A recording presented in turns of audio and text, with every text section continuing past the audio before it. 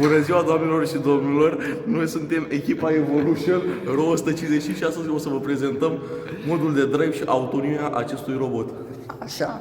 Deci, dacă vă uitați pe caiet, v-am explicat cum noi avem un mod de a ridica brațul robotului, adică acesta, în funcție de un ciclu care se controla de tasta de butonul A.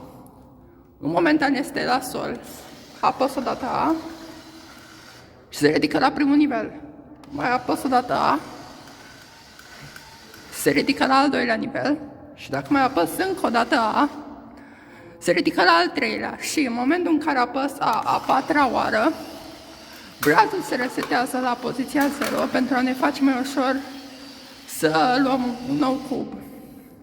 Acum o să vă prezint și mișcarea noastră folosind un singur joystick.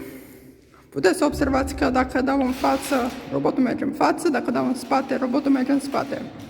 Dacă dau în direcția asta, robotul se rotește. Dacă dau în cealaltă direcție, se rotește în cealaltă direcție.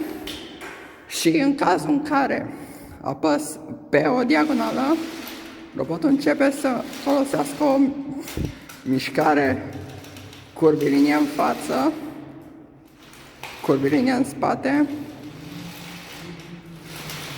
și astfel putem să controlăm mai fluid robotul în timpul drive-ului.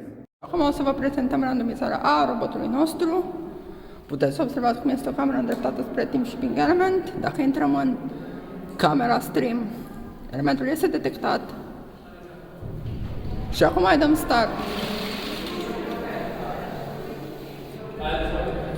La început dărăm o rață și se îndreaptă spre Team Shipping Hub. Lasă la nivelul potrivit. Se rotește și se îndreaptă ca să se parcheze.